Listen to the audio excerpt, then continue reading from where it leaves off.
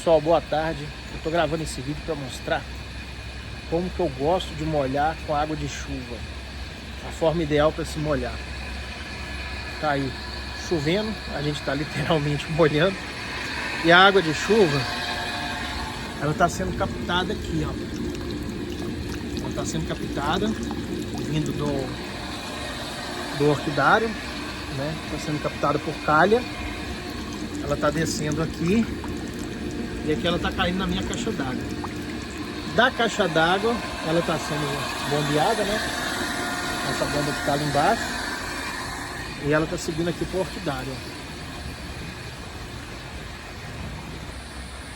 Aí aqui ela tá, ao mesmo tempo que ela tá caindo, aqui fora, e captada na caixa d'água, ela tá sendo bombeada no mesmo momento para molhar as orquídeas aqui, ó.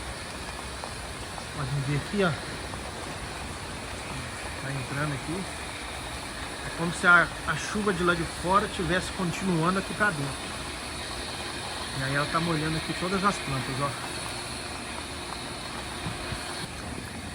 Então, pessoal, a água de chuva, ela é muito boa, mas ela tende a perder as propriedades com o tempo. Perder, alterar o pH, pode acidificar.